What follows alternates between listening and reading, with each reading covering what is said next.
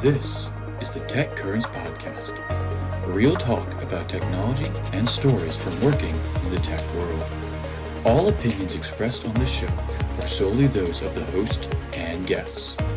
And now, here is your host, Sam Cavaliere.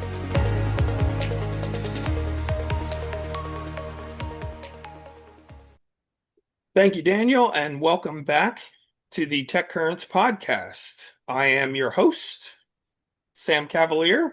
I am joined here once again by my best friend and co-host, Ron Melanson. Ron, thank you for joining us. Hello, Sam. Glad to be here. If you are not, if you are only listening to the podcast, we are messing around with Zoom reactions today. Because this is a low budget operation. It's a right? Now, low all we budget. can do is, That's right. since That's it's self-funded, exactly right. the most we can afford is Zoom designed for kindergarten children. That's right. I have to wait until my subscription ends for me to change platforms because I'm not paying for two platforms, damn it. Unless, shameless plug, anybody out there from StreamYard who might be willing to sponsor the program, we would be happy to use StreamYard. End plug. End plug. So, today we are going to talk about a particularly serious topic. A friend of mine, colleague, somebody who I got close to while I was working at EMC and has been a close friend ever since.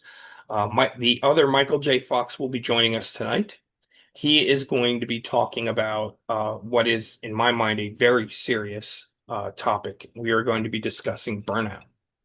And not the kind where you need to take a couple hours off to get your head right. We're talking about like legit, this is like, physical manifestations of stress. Yeah, this is like some serious stuff. He's going to talk to us about his experiences lived in when this occurred to him, and what has come out of that. And I think it will be very useful for folks, the folks who listen to this podcast, to hear about this, because I think many of us take our health very much for granted.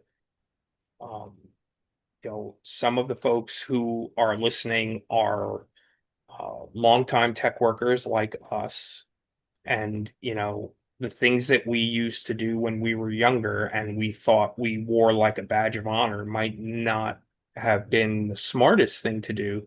But more importantly, if we do them now, we're gonna pay the price. I think that's one of the messages I got out of this, believe me. I don't know, Ron. I think Michael provides some really good insight that I think will be helpful. Yeah, I would agree. And he's a survivor, and his story is a cautionary tale for anyone and everyone who is in an always-on mental state. Right? Ready to do anything, jump on a plane, go anywhere, working 20-hour days, doing the grind, come heck or high water, just doing and killing it. But it is taking a toll on you mentally and ultimately physically. So I know Michael's going to go into some details on the physical manifestations of true burnout, the signs and symptoms before you end up in a situation that he was in, and then the recovery side and the things that he's been able to do in order to take care of himself. Yeah. Which is something many of us don't do because we're so worried about optics and companies and my boss and my, mission, that we have the tendency to forget that all of those things fall to the wayside when you have a health incident. That's And absolutely true. Michael's story is one that is a cautionary tale, but also an opportunity for folks who are feeling some of the things that Michael was feeling to get ahead of it and take action now, because there will be action one Yeah, way or the yeah, that's other. right. You could either prepare for it or not, but Right. it's gonna happen. So you can either Exactly. take action now or you're going to be forced to take Yeah. action later. Yeah. Yeah. It was a great discussion. So I think folks who are listening are really going to get a lot out of it. And Michael, just the way the authenticity, the honesty, just the way he comes across and talks about what was happening to him, why things happened to him in 2020 hindsight is worth its weight in gold. So I'm super excited for the folks listening to the cast to be able to have that opportunity to listen from someone who's lived it and come out on the other side better for it. And I also am wildly impressed with the people and caliber of people that you bring to the table. So Oh, thank you well, you're again very for the opportunity to you meet him. you are very kind for that. I have been very fortunate to have some to work with amazing people. I posted about that on LinkedIn, just about the two of us.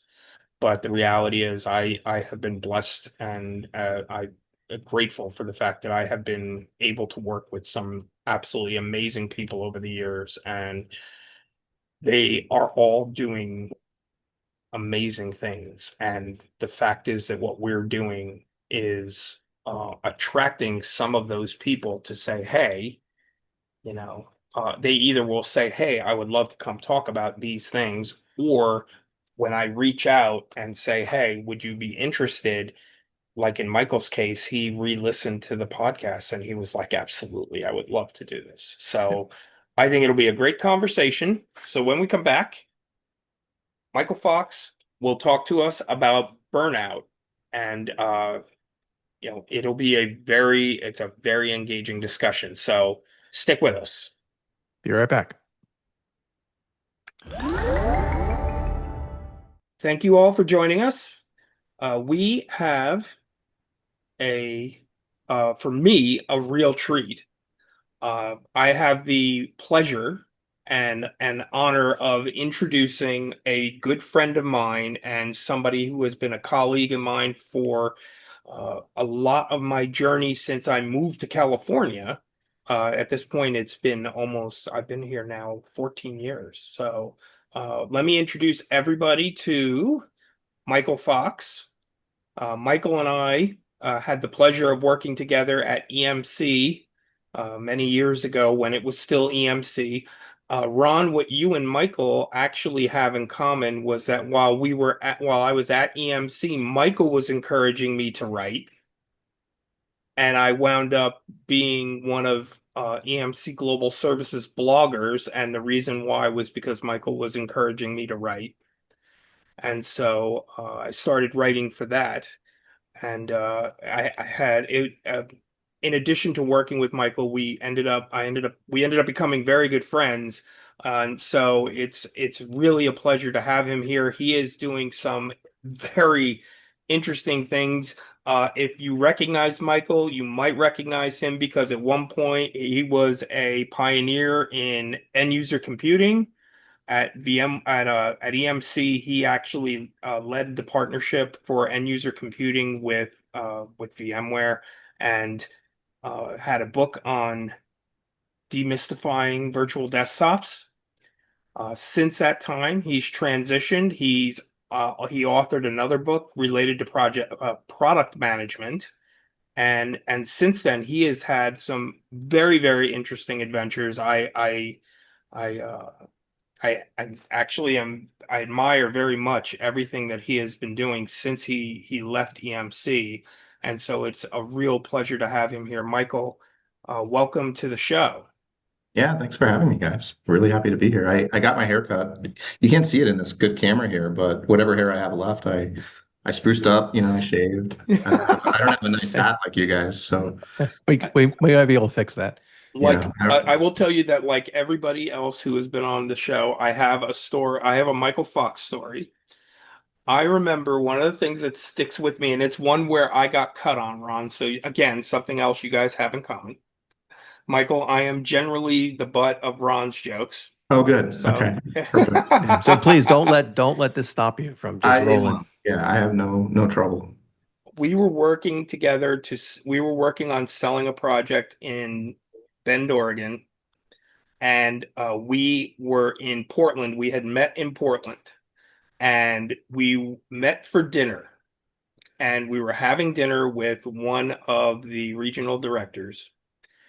And as we were sitting there and we're sitting there chatting, we decide to have dessert. And Michael looked away for probably less than 30 seconds, and he turned around, and the little ramekin I had of my whatever creme brulee or whatever was gone. And he looks and he goes, did you even take the time to taste any of that? He goes, you didn't savor any of that. Yeah. And I'll never forget that, because I have never, I have since then, every time mindfully, very slowly, make sure I take take moments to savor what I'm eating. And it's because Michael, I'm trying to remember who we were with, but it was hilarious. And so I've never forgotten that. So Michael, what's it like to be Sam's parent? Okay, Yeah. you got him writing, you got him doing his homework, you have him I eating think, like a human being. well, I mean, my question here is like Sam, he's living in Southern California. I would expect him to be meditating in the mornings. They have like food-based meditations and like smell these different things and like, because you said you mindfully eat now. So Sam, I'm just curious, like, what is it like 10 seconds instead of 5 seconds now? And have you, like what's been your No, actual personal development and your definitely progress? no, definitely no. I definitely take, I definitely have a much different pace of life than when I was working at EMC. Um, it did take a lot of time. It took quite a bit of time for me to get there. Yeah. Um, but while I was working at VMware, I I learned in the first few years I was there that the job that I had taken, which I've spoken about before, there wasn't a job description. I got to create the job, which was an incredibly rewarding experience. Um, because when you have management and leadership that is willing to give you that um, autonomy to create something, you have the opportunity to create something great, and they hope to see you do that. Um, I found that I could slow down, and it didn't have an impact on the results. The results were still there, right? And in some cases, you know, I've learned to be a little bit lighter about this stuff as well. It's just a job, but I'm now accused of, whether or not I take, work seriously or not. And I'm like, of course I take it seriously, but if you take life too seriously, I'm like, at this point, I've gotten it. I live in Southern California. This is, don't be so serious. So you're saying that VMware is responsible for your enjoyment of creme brulee? What I should walk Well, away from certainly it. for me, actually stopping to taste it. Okay. Oh no, Okay. and it's not Got me. really Yeah. VMware. It's not really VMware. It actually that's more you than VMware. Oh yeah. But Okay. I, I'm glad. I'm glad I could have that massive impact on your life uh, with your dessert consumption. Uh, So Michael, I mean, there's so many different things that we could talk about. Um, but I really think that to start with, for the folks in the audience, and we have spoken at length about the impact of everything that's currently going on in the job market, and we've talked ad nauseum about helping folks find jobs and everything else. What I would love to spend some time with is you had a journey that really made burnout, the discussion of burnout. Everybody kind of throws that word out there. I'm feeling burned out. I actually don't know that they actually know what that means. I know I for one didn't until you and I had a chance to talk um, about it, sure. and realizing that there is a lot to it, Mhm. and it's not trivial. Mhm. And I'm really sorry. I'm have sorry, man. folks I understand it. have to. It's the dog It's behind the me, dog, right? dude. It's for those just listening. You just don't realize that one of Sam's dogs is like living La Vida Loca, upside down, just kind of like bored out of her mind while we're droning on. So Come anyway, on, under here. for those who There are you just go. purely listening and not catching the video aspects. Sorry, Sam. I didn't mean to It's interrupt your totally fine. mojo I there. knew that's what you were looking at. I could Oh see her God, it was back great. there. Yeah. That was great. Yeah, I mean, I'm happy to talk through a bit of my own experience with burnout, and I actually talked through this publicly, so we'll have some slides for those Which is why I that actually, are that's the only reason why I thought it would be a good topic, is I do yeah, no, remember that you I'm were presenting on happy to that, do and that. we will have a link for anybody who's interested. There's going to be a much uh, longer discussion topic on it. From Michael presenting this, I will have a link to Michael's website where that is presented uh, in the notes for this episode, as well as the link will be posted on our website, as well as our channel on YouTube and everything else. So that said, I'm happy to kind of set the stage. So what I talk about in my talk is where it first manifested with hospitalization, and then I sort of work backwards from there. Sure. So it started actually, we were on vacation in Monterey, and we were out having breakfast. And this was during the pandemic when you could go out to restaurants, but you could only eat outside. And we had a table, first day or second day of our vacation, we're sitting outside having breakfast, and I end up leaning against the side of the wall that our table was next to. And then I wake up in a stretcher in an ambulance, and I had some grand mal seizures, I think is what they're called, but they're seizures that I had several of them in a row. Melanie describes it as she started screaming. People rushed over to help because you can really hurt yourself. And when you wake up, I was in this ambulance. You're basically drunk is like the best way to describe it. Like that's what I experienced. And then just incredible chest pain. I ended up on morphine for the day, and it was my first time ever on morphine. I'd never had that much pain before. And when you are in that moment, you're thinking like heart attack or, something chest related, pulmonary embolism, maybe, all kinds of different things go in your mind. So my vacation ended up being a 3-night, 4-day stay in the hospital. And it was quite something. So I'll share my screen to maybe explain a little bit of what that looks like for folks. So these are just older slides from this talk a couple years ago that I gave on burnout. But this is me in the hospital, and it's a selfie. And the point about this slide is that I presented with seizures, and after 3 days and a massive stack of paperwork, and quite literally every test you could imagine, you're talking CTs, MRIs, stress tests, epilepsy, like massive amount. I had these 3 bullets, which was rest today and avoid strenuous activity, take prescribed medicine, and be aware of chest pain and notice any changes. Quite literally, this is what I left. And I was left with questions. There wasn't a diagnosis. There was this literal quote, like, your cholesterol's a little high. Like, I didn't know that. And I had this big stack of bills. This is just one of the bills that I had, from that stay. And I had to deal with the insurance company. And so I started to work my way backwards and just understand what had happened. If I was burnt out, what did that actually mean? And the breakthrough moment for me was, Sam, something you mentioned, which is this phenomenon called semantic satiation. And I guarantee every listener does this. And it's a cultural phenomenon where words lose power and meaning, and they become very common. So we say the word stress and we say the word burnout, and we don't really understand what they mean.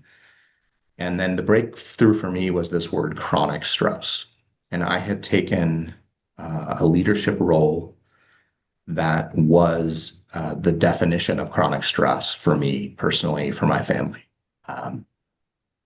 And when you actually go deeper and you understand what these words mean, stress is an acute thing. It's momentary.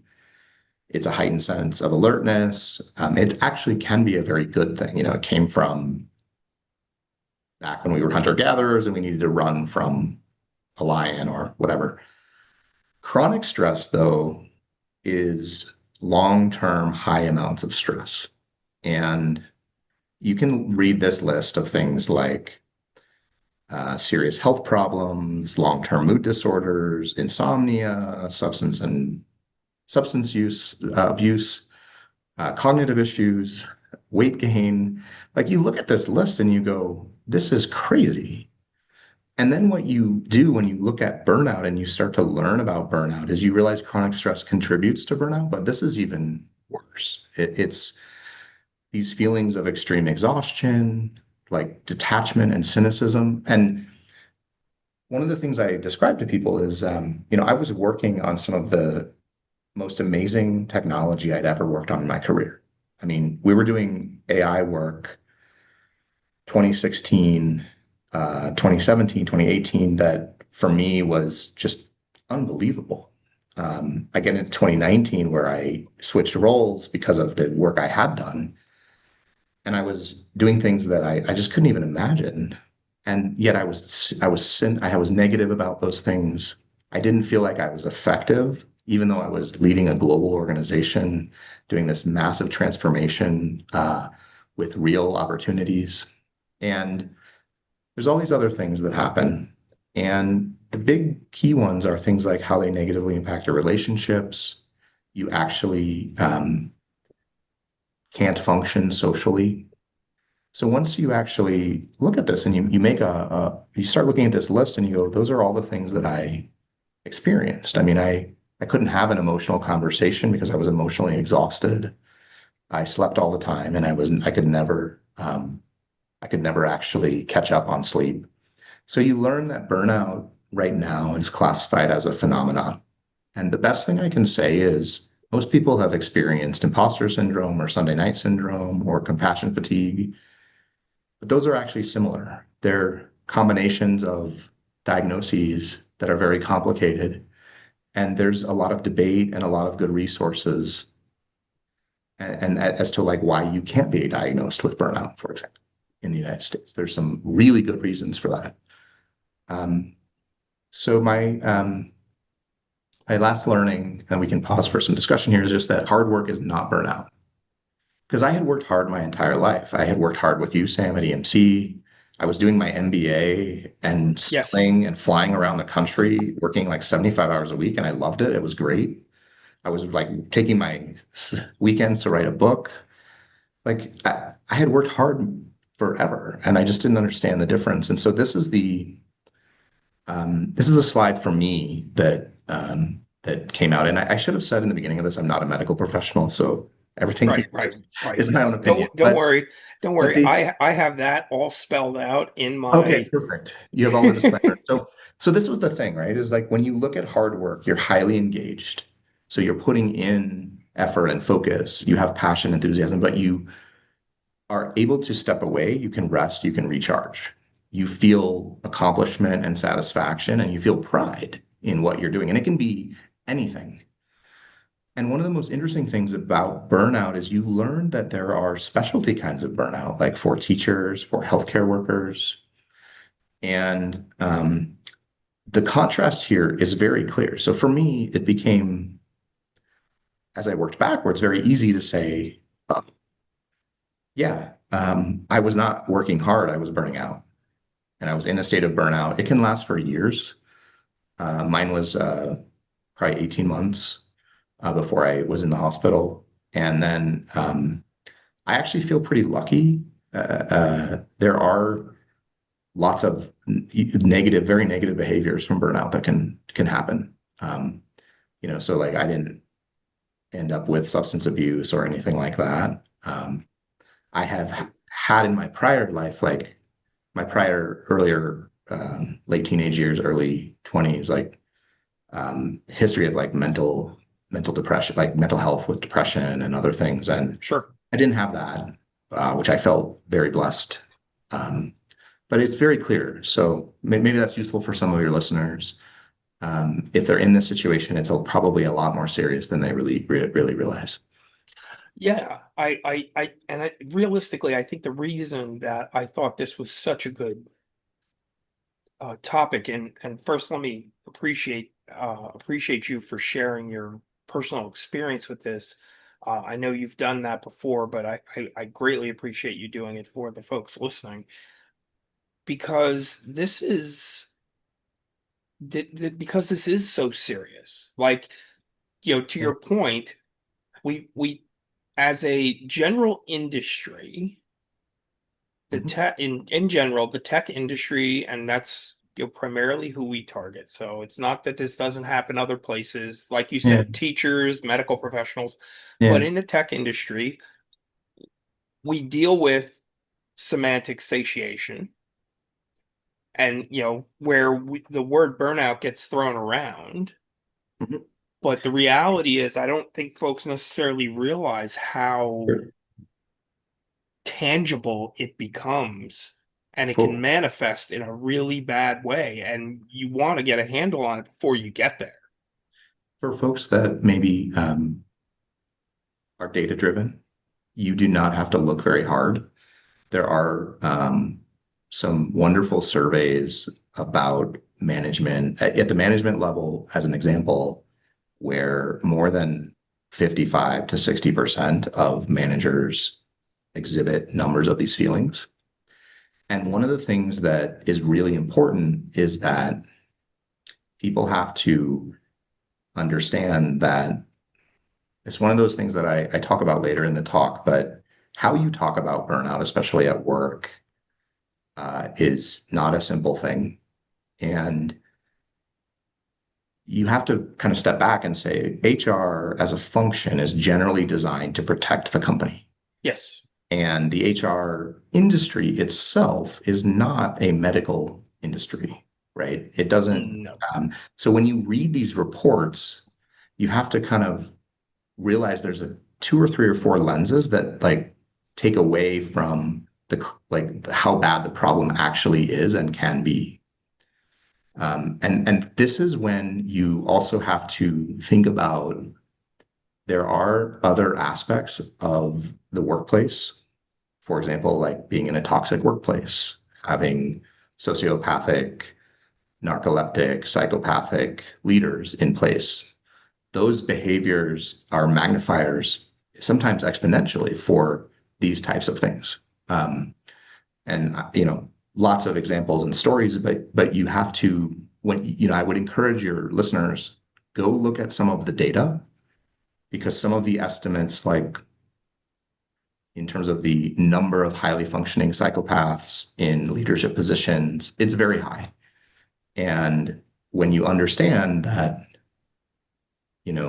certain functions, certain types of leaders, certain other cultural aspects, like they are 3 or 4 or 5 degrees away of separation from burnout, but they can contribute to that type of environment. It can help really put things in context for people. I find that to be helpful personally. Absolutely. So, Michael, when you think back to before you ended up on a gurney, right? I know you spent a lot of time thinking about what led up to this. What were the early warning signs, if you can recall any, that were kind of brushed them off at first? Yeah. So one of them was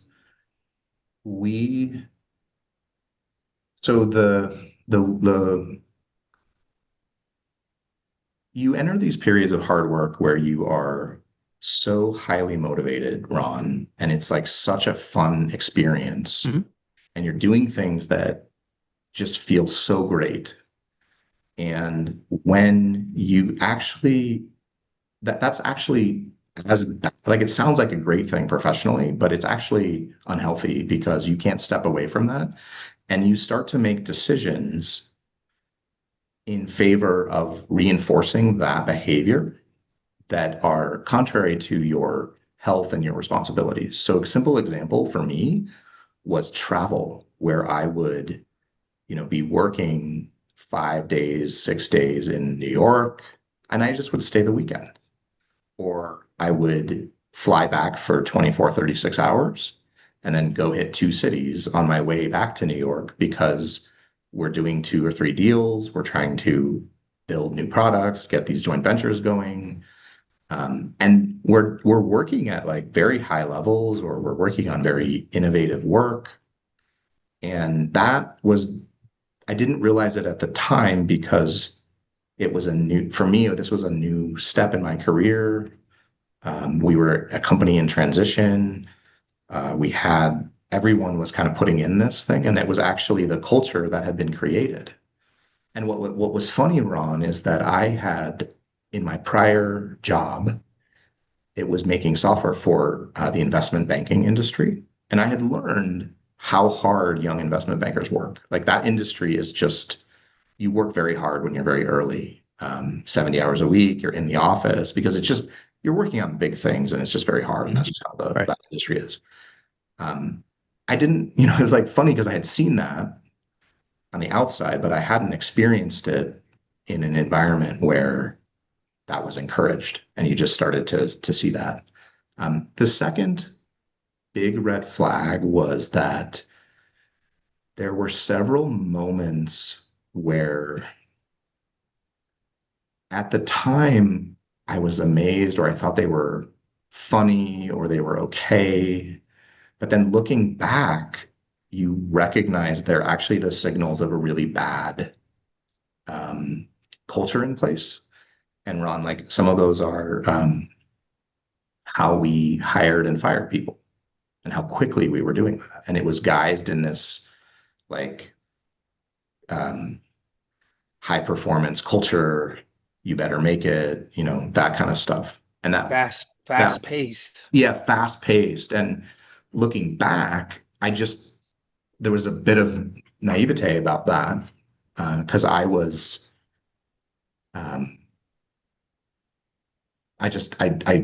I hadn't, it was phrased in like a partial restructuring, partial hiring, experimentation, high performance, fast paced. And then when you actually step back, you realize that what's happening is multiple people are getting hired, they're getting basically burnt out and then let go. And then the cycle is repeating itself. Yeah, you're burning through the resource. And it's funny because again, semantic satiation,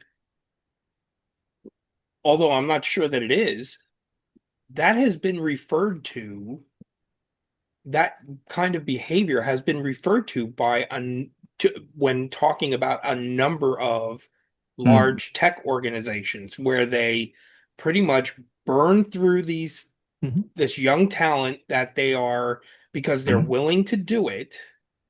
When I met Ron, I was 24 years old. I was the very first project I worked on. And Ron, you might even remember, I stayed at the customer from 8 a.m. on Friday. I did not go home until 5 o'clock in the morning, Sunday morning. I put in 36 hours in like 3 days. And I was fine. I wore it like a badge of honor. But what happens is they do it over and over and over again. You burn these people out. And what they do is they say it's for performance. They cut you loose, not realizing that, what they did was, it was detrimental. And, back then in the 90s, that was the culture of big tech. And arguably it still is. And churn and burn. I mean, that's what there's an important distinction, Ron, to like Sam and Ron. Like I had to have that experience in my early career at moments where like we had a data center outage or a major release for a piece of software didn't go well, and it was all hands on deck, and there was a period of intensity because the company and everybody needed that, right? And it was you came out from that intensity in a stronger way. And it was interesting because I went on to learn about a lot about the psychology of how like sports organizations work. And that's a very interesting thing, right? Because there's periods of intensity, periods of rest, periods of intense training. And one of the warning signals, Ron, was that there was never this ability to step away. Right. Everything was important. And if it wasn't, I mean, I still remember this where, it's like 10 p.m. on a Friday and we're on a call doing deal reviews for something. And I'm like, I think it's okay if we wait till Monday to do this, right? And it's like, no, no, no, this is important because tomorrow we have to do X, Y, or Z. And then, Ron, the last thing I would say, like, that was very interesting that I didn't catch at the time was um, there will be certain like key behaviors. For example, sometimes there's an emergency that comes up out of the blue during a holiday week. And that's a really interesting like tactical thing. There's probably 24 tactical playbooks I could talk to you about around this culture that I didn't realize until later. And I didn't have that executive coach. That was one of my mistakes in that role, is I just didn't have a coach going, that's not correct. And again, that's just if it was hard work during a holiday because it's the end of the year and you're trying to close a M&A or big deal, and that's just the way the world is, that's one thing. But if it's a manufactured emergency that's not actually real. Right. So those were like probably three, if I had to be verbose about talking about some of the signals. So to play that back though, so the burnout, you mentioned earlier, the burnout was really the workload and expectations, but it was more the culture Oh yeah. that you were in. And then, so you had mission and you knew what you were doing, but the culture of the always on is what really, was the culture that really drove you to this point, or was it more the dopamine hit of chasing being the Superman? I think it was a little bit of both, both the company and the culture, but it was also me. Mhm. What happens is I think in particular, as you become an executive, as you gain wisdom in that experience, and you become a leader and you gain wisdom in that experience, from that experience, there are certain behaviors you need to unlearn. There are certain behaviors that you need to be aware of. And Ron, like one of mine was that I take a significant amount of personal accountability for what mission I'm on. And when I say we're going to do something, I want us to do that and to complete that. And I talk a little bit about this later in the talk, but there were four big lessons for me in my leadership style. One of them is family first. And I say it all the time, quite literally every week, several times a week. And it means that you make space for your team's family, and that's their priority. And it creates actually empathy and loyalty, and there's a lot of positive benefits for that. And it does mean sometimes it's simple things like time off in an afternoon. Sometimes it's substantial advocacy when you're working through like very challenging issues and problems. But the other, one of the confusing things is, I know you guys talk about servant leadership on the show at times, and servant leadership, when you consider things, about making decisions in the best interest of the team, being a supportive leader, leading from behind at times, you can't excuse that with accountability. And that's, I think, a common thing. And that was one of the things that I did was given just the transformative nature of some of my jobs and my roles, I would confuse accountability both at the leadership level and the board level, and also on my team's level. And so that was, I think, one of the areas where I didn't, that would be like on me, where I wasn't strong enough and I wasn't wise enough to say, and I didn't have the right support structure in place to say, you know what, we're not capitalized well enough to do this. We are smart enough to do this. we have enough runway, and we have the right business contacts and the right ability, um, uh, business opportunity in front of us, but we don't have enough capital.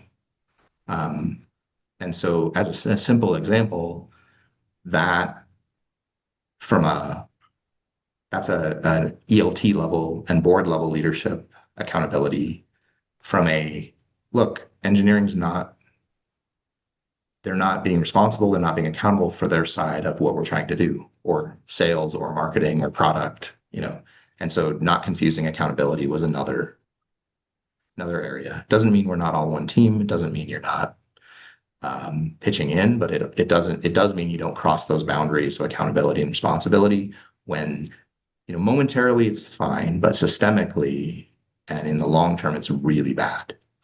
And that's a very easy thing to do where you're like, oh, especially when you're in a leadership role and things are changing in organizations. Servant leadership, and this is a really important takeaway, because there were two things that I wanted to make sure I touched on. You already touched on both of them, which is amazing. So that's awesome. That just tells me that it was obvious. But when we talk about leadership, it is in my mind, very common to believe that somehow servant leadership, to the point that you just made, or maybe I should say it differently, the common mistake is to drop accountability when you are trying to be a servant leader. I think that is a common it's a common mistake. And being a servant leader doesn't mean that you're forgetting about accountability. You're still holding people accountable. As a leader, you yourself are accountable, your team is accountable, and you need to hold them accountable. It just means that, it just means that you're still putting their needs potentially in front of yours. You're being empathetic, and those things are still valid. Very much so. I think that it's also knowing when to trigger more situational leadership, and not servant leadership's not the right playbook for every situation. Right. And this example of we're not capitalized well enough is a really good example, because your team will be telling you that. And as a servant leader, you actually have to step away and say, yeah, this is actually not I'm not navigating the team into a good situation here. And even if I confused accountability and I jumped in and I did everything to help, we're still not going to be in a good position.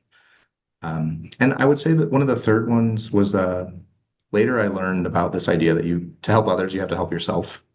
Yes. And, Ron, for me on the burnout cycle, that was a line I had crossed where just my personal health, my personal care had slid, that was priority number 8. And I think when you lose that, it has more consequences than you realize. And it's hard to get back. It's an area when I gave this talk, I had been working a lot more on, and I continue to still work on that area. In the course that I teach for my wife's nonprofit, we often refer very much so to that principle, and we use the airline flight analogy. And it's like, the reason they tell you to put your own mask on first is because if you have somebody that's counting on you, if you are passed out, then now 2 people are passed out. Mm-hmm. So, everybody needs to make sure they put their mask on first. And there's a time and a place for, everything else that we're talking about. But the fact is, when it comes down to it, you need to make sure there is a healthy level of selfishness in making sure you put your mask on first. Yeah. And I would say that those kind of values, I mean, Ron, I think one of the things this experience taught me was really understanding the values of the company or the business and the people, and not the values they say, but the values that they live. Because they're not always the same thing. And it was one of the things, Sam, I remember from EMC, because I was at EMC for 6 years, and when I got there, I had remembered people outside who had experience with EMC, and they had a different culture than when I was there, and they had different values from when I was there. And then I saw the values, adapt and change. And I think, Ron, that's a little bit of, to your question of like what signals existed. Mhm. Knowing how the values are changing it's not easy. And you sometimes don't realize what's changed because the organizations are living, changing, adapting. And sometimes the values change without you realizing it. And you're just now in a situation where it's not something that it creates like deeper emotional Right. challenges for how you're thinking. That is remarkable. And it's remarkable because I literally have an article that's going to be published tomorrow morning on exactly that specific topic. So I think yeah. that's really, thank you for that. Yeah. I owe you. I'm here to plug your That's awesome. various Yeah. articles. So Michael, fantastic retrospective, and thank you for that. Now that's on the you side, if you will, on the cultural side. Sure. So let's flip it from a manager perspective. I mean, what are the things managers and leaders often miss about burnout that as an employee you wish that people would have either recognized or supported you better in? Yeah, so I talk a little bit about this. One of the things to recognize is that as a leader, you have to embody the behaviors that you want to see on your team. And there are going to be other people in the organization that are influential, whether they have power or they're just influential power and they're on your team or they're in collaboration. And they're going to embody actually negative behaviors that create and trigger other things inside of the organization that can lead to this kind of activity. So, for example, when you have managers who are not good at managing expectations, which is one of the very hardest things, or they're not good at understanding risk. And sometimes when you're a leader and you have a number of managers underneath you, that is why certain things like making sure you have a relationship at skip levels with everybody, personal relationship, not necessarily, so that you can actually be and help guide those decisions. Because if you have a nervous person or a person who's overwhelmed or you're underinvested in an area, you're carrying risk, you're managing a tough situation. And this is sometimes stuff where, Ron, the thing I would say is like there are the best place I've ever seen where this crops up is it's not the steady state. It's actually when there's a moment of change, and that can be either an organizational change where new leadership is coming in and things are actually changing, or systemic change, something's fundamentally different in the market. You've gotten a new client, M&A has happened. Those moments of change are where, as a leader, you need to really sit back, reassess everything, and understand, what kind of signals of people potentially burning out are. And you're going to see it in terms of like they're very negative. So they're going to bring the entire team down. They they might still be very effective at their job, but they may be having family, like really struggling with family stuff. And it can be hard because you're going to say, take time away, step away. I need you to take a vacation. Things like you're not taking a vacation, you're not resting. Those are good signals for that kind of stuff as well. And then more serious, you need to do this with, as a leader, an HR partner. And you have to also assess your organization's ability to properly like understand and work within this context of burnout itself. Because one of the things to understand is that people will hear the word burnout and you could be burned out for personal reasons that you're bringing into work. It could be for something you're dealing with at home. Mhm. But your boss may interpret it as something is wrong with the company, and I don't want to hear it. And then it will bring forward mental health stigmas, fear, all the rest of that. So I think as a manager, look at events and change is what would be one. Like look at when things are changing, reassess, make sure, look for these like very bad behaviors. Easy signals are negativity, not being able to take time off, not sleeping, and then make sure you assess like how your organization handles or can or cannot handle and what that culture is around that.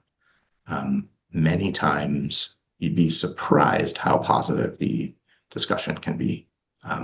The other thing is don't be ignorant. When you dive into these topics, it can also be something that's not burnout. It can be toxic culture, it can be abuse, it can be many other things. And one of the things I've had the privilege of, it's not really a privilege, it's really not great, is like as you have more people report to you and you work more deeply and more strategically across companies, there's a lot of things that are happening in the world and a lot of things that happen on a personal level. So you just have to be aware of those things because many times things you just wouldn't even imagine people do, they do. Other people do to other people. And that's when it gets much more serious. So don't be naive. And yeah, your HR teams, those are all the things they never talk about that they work on. And they need to guide you through a lot of that because it is amazing how much there can be with that stuff. Awesome. Thank you for that. Yeah. I appreciate that. Yeah. So burnout has a stigma. Okay. People hear the term burnout and it's immediately, it's seen in a very negative fashion. What are your thoughts on, I don't say rebranding it, but earlier when we were talking about the semantics aspects, right? People start throwing around the terms burnout and toxic, and it just becomes almost like a no-op. Like, okay, yeah, he's burned out, but he's just really stressed. Or how do you go through an experience, and is there a way that we need to address it that has less of a negative connotation? Because I think a lot of people don't want to admit burnout because burnout equates to a failure in themselves or something. Right. So I guess I'm trying to figure out, in your opinion, as someone who's lived through this, I guess two things.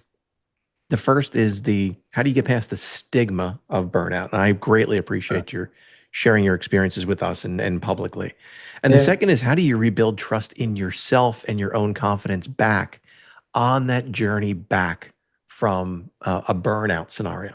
Oh, those are two very different. Yeah. Those are two completely very different, but I mean, questions. I Very don't know. different questions. Yeah, the second was burning in my back of my brain. I didn't want to lose it.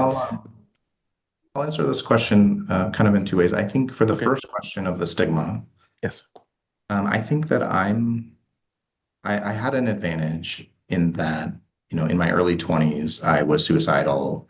I had like very deep depression. And I had gone through a recovery of that entire process. And funny enough, that entire process actually has helped me save a couple of close friends who were suicidal and actually attempted suicide. So I think By the way, thank you for that. Yeah. I mean, I think from a stigma perspective, you have to look like if you look at just those two slides and you just look at what it does to you and whether you agree with mental health or not, there are as many physical symptoms as there are mental systems. So kind of like, in a way, just get over yourself and just realize like it's really serious, regardless of how much you want to or not want to believe in mental health, or how much experience you have with it or the people around you. And it also doesn't mean you go broadcast it to everybody, right? You very much need to take it and understand it and have context. So that's, I think, just for me, the aspect of like the stigma. I think I'm on the other side where I have experience with it, so I'm maybe not the best person to answer that. Education. Yeah, education is the best. Yeah, self-education. Getting past education. getting past stigma, and this is again, I'm taking something from the class that I teach on Mondays. Um, we'll talk about that offline, but Victoria now works for a mental health nonprofit, so I I am a volunteer leader for one of the Yeah. classes. And one of the things we teach is that, when it comes to things around mental health, stigma is real. Yeah. And the way you get past stigma is because stigma comes from, and it's going to sound worse than it is, but it comes from a position of ignorance. Folks don't understand it. Yeah, great. And so there's something associated with it because they don't understand it. So education is a big way to combat stigma, and having a conversation like this in the open is one of the ways that you can combat that. On a personal level, the other piece of it is the personal, for good or for bad, where people will potentially feel shame as a result of the stigma. That's a more internally looking process for how a person gets past that. And that's where you can really work. One is, so fighting stigma is about educating people outside. Fighting shame is about working on the inside. And Yeah. that's just some of the things that we teach. Yeah, and I that's a nice lead into that second question that I had about rebuilding yourself in a post-burnout world. Yeah, and I guess I would say, Ron, like I was very private when this happened to me. I haven't actually talked much about like mental health stuff, other than it's now area where we're investing in my company. We have some new software and some rebuilding some software in that area. So it's a passion and a mission for me. I would say that I love what you said, Sam. That's a much more eloquent way than I described it. But I would say that the rebuilding part of it is, you don't have to take on the mental health stigma for everybody else. I would say this, like, for me, look at other areas where people are in recovery or they're going through something very hard, and it could be a sports physical injury. I mean, there are athletes who have to rebuild their body and their confidence to do and perform at the levels that they do. And when you study and look a little bit at that, part of it is just practice. Part of it is doing the work. And then for me, I use a coach as part of this process, because my coach, he described this to me, metaphor. He likes metaphors and funny stories. And he said, Michael, the problem you have is that for executive and work stuff, you can, like, if that's your right arm, you can lift a 50-pound weight. You can go do all these things and you're great at that. He said, the problem is for your personal development and your spiritual aspect of your life and some of the emotional parts of your life, you can lift a 5-pound weight. So he's like, you're way out of balance, and you need to do the work on the 5-pound weight, and whether that's having a coach, having a psychologist, going to your spiritual community, going with those close friends and colleagues that can help you with that, learning about how to do that. It was about, for me, doing the work on a personal development level. It wasn't necessarily terribly hard, but you had to make the space for it, and give it time. And a simple example is, you used to go walk in and talk to CEOs all the time, and then you feel inadequate talking to CEOs after an experience like this. And so that's part of it, is just get back on and recognize where, what you need to do to be able to do that. So maybe that's not the best answer, but it was my answer. No, look, the experiences that you've gone through is amazing, and I greatly appreciate you sharing it with us. So, every bit of your journey is relevant. So thank you. I don't think there's any one path. There's not necessarily any one path. That's the Everybody wise has way to of saying find their it. path. Yeah. And I'll give you a really good example. I'll give you two examples. So when I was doing my MBA, I'm working in tech, and we had to take this class on ethics. Mhm. And it was like we're talking about stuff like how do you buy when you go to a factory that you just purchased and it's in a country where there are no birth records and you have children working there and you're like, what are the ethics of how you employ children or young adults and all these things? And I'm like, that is so far away from what I do. And they actually had us do a project, and I had to interview a leader in our organization about an ethical problem. And he described the biggest ethical problem he had was expenses because we were in consulting. Expenses are the area where people would abuse their expense reports and they would think it's a game. And he's like, this is straight on ethics issue for me all the time. And it was very eye-opening. When I went through this experience, my coach had me spend a lot of time on what are your values, not your company's values, not your wife's values, not your family's values, but what are your values?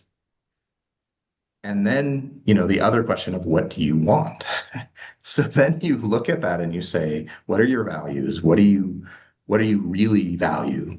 And just take the time to do that was one of those simple, it was as transformative for me as like this ethics example where all of a sudden I had a context of something that made sense to me, whereas before it was factories of international things. And I'm like, I don't understand this. But expenses and how sales teams are Right. working, I understood that. So yeah. And in this case, it was like values. Like, what do I value? I value hard work. Well, hell, that's what got you into this problem is you thought you were working hard and you weren't. So you didn't actually understand working hard, but I value that and I still like working hard. I can still work hard. I don't have to be afraid of that. That's a good example. Thank you. Appreciate that. Yeah. Ed, Well, Sam. this has been really, and again, the the amount of yourself that you present when we're talking about this is really remarkable. Michael, I need to take a moment just to thank you Yeah. for being willing to share something this personal. And I know you've done it previously, but you know, I wasn't exactly positive that you would say yes when I asked, but I'm really grateful that you have. Yeah. And this is I was just explaining to Ron and another friend of mine about the fact that you know I've had a chance over 30 plus years to meet like some very remarkable people who are willing to kind of share some of these things about themselves and and it's helpful because it shines a light on things. One of the things that I like to say is we're saying the quiet things out loud, and Yeah. doing so winds up helping. It actually serves as an area of hope and support for folks that are listening, because these are things that we all generally can relate to, Mhm. but nobody talks about it. And so we're kind of talking about it and we're trying to do it in a safe way, and having somebody like you who is doing some of the most remarkable things that you're working on right now. I very much appreciate you being willing to do that. And I want to thank you again. I very much value our friendship and you being willing to do that. So thank Yeah. you. Well, yeah, more than happy to. I really appreciate you having me on and making space to talk about this stuff. I would say I was very nervous. I was a technical speaker generally. I didn't Oh, talk I about remember. I remember. Like like this was I just would what we do these did. talks and want to talk about roadmaps or markets or Hmm. stuff. I can do that forever. I enjoy it. When I first gave this talk, I would say that I was very surprised because I don't know, there's a few hundred people, and half the people had somebody, they either had this experience or had somebody who had this experience, and they knew somebody. Right. And that was one of the walkaways I had was just making space to talk about it in a safe environment matters. And it goes down to just people matter. And Mhm. making sure we care for, care for the people on our teams, and we care for the people in our families. It's We not, care for one another. it's not anything more than any, general, uh, good person and good thing that you'd want to do. And, so I'm very happy to talk about it. Happy to talk with others about it. Happy to, That's uh, awesome. That's yeah. awesome, because that literally has been kind of the mission since I first started talking, first about Yeah.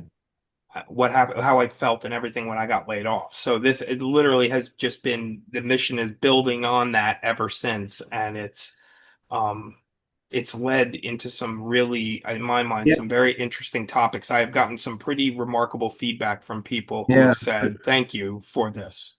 You make me remember, Ron, you asked the question of like, how did you rebuild yourself? And Sam, like what you're saying is like people, if you mention and put context behind what you're trying to accomplish and what your situation is, and you're just genuine, it's amazing how people can help. Uh, you have to ask a lot of times. Right. People just Yeah. don't know, Yeah. you know? Yep. And that was I remember that was one of the things as I asked, and Right. I was just genuine.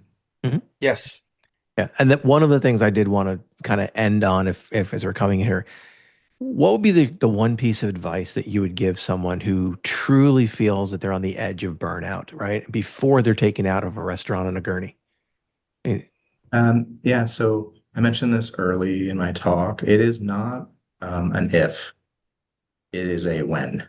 And there's a lot of different ways of this, but you don't build a future or a career or a life on hope. You have to actually, like when you're in that situation, if you think you're in that situation, you need to not hope it's going to get better, because it's just a matter of when. And it doesn't mean it's easy. It is not easy, especially when your livelihood, your identity, many other things are involved in this, and you're the frog in the pot, or the lobster in the pot. Yes. I don't think we're supposed to boil lobsters anymore. I mean, No, you're not supposed to. I don't know what the correct. I don't cook lobsters. I'm mostly vegetarian, so Right. and I have gray hair now, so I guess I have older. I need to update my metaphors, but that's what I would say, Ron, is, it's not a matter of if, it's a matter of when. Right. And it is not easy, but don't just hope, because it's not going to get better. It is very much going to get worse. That's fantastic. Thank you, because there's so many people who are in denial. Denial is a nice place to visit, but you can't stay there. So Yeah, and I would say, if you want easy understanding of context here, those couple slides are useful, but like when you think about the negativity, there's this interesting thing called, cycle of negativity, where a little bit of negativity reinforces, and it goes into like very deep negativity. And when you're in burnout and you're around people that are in burnout and they're that cynical and that negative, like the effects are much more powerful than you might think. Yeah. Like much, much more powerful on you, on your team, et cetera. So if you're a leader with that, I think you should also take it very seriously, especially with how hard, some business situations are right now, just competitively, strategically, financially. You have a big responsibility as a leader, in those areas as well. awesome. Thank you. I really appreciate your time. So Yeah, thank you so much. Yeah. This has been, I'm hoping that this should be very enlightening to everybody who has a chance to either listen or watch. I think there's a lot of very, very good things to convey here.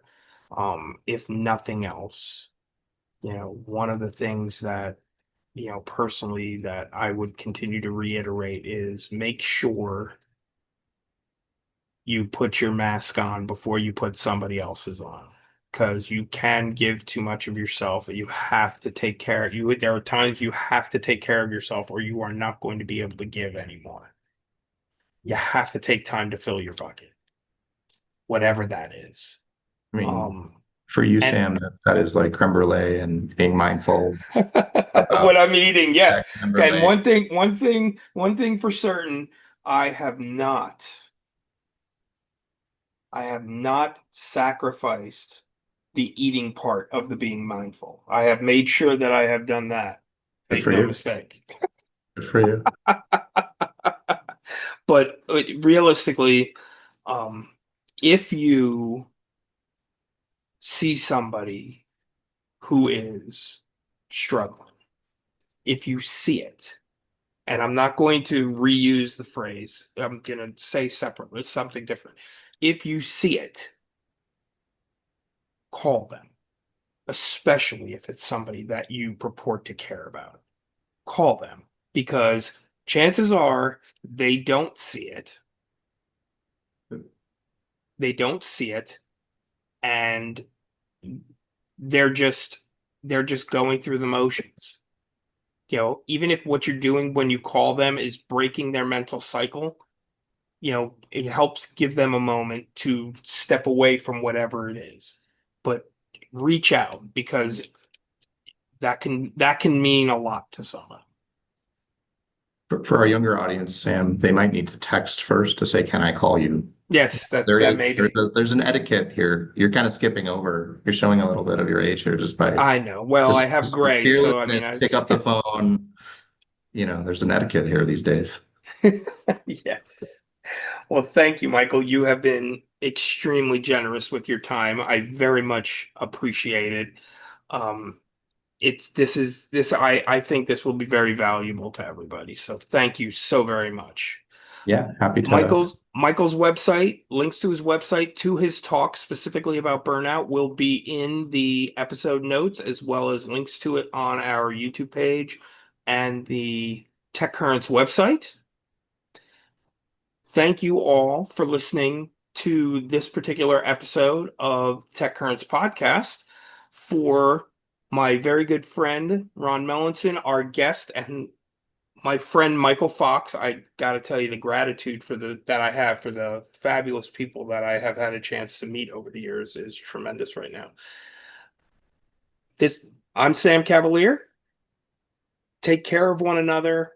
Look out for one another. It's tough out there right now. Thank you.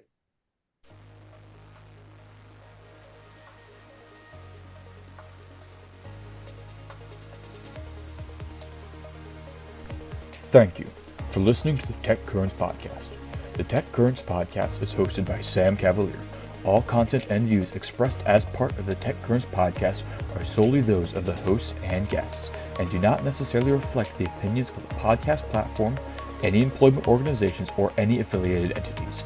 This podcast is informational purposes and should not be considered for professional, legal, or financial advice. Please consult with your qualified, licensed experts for your specific needs. This is Daniel Iverson. Thank you for listening.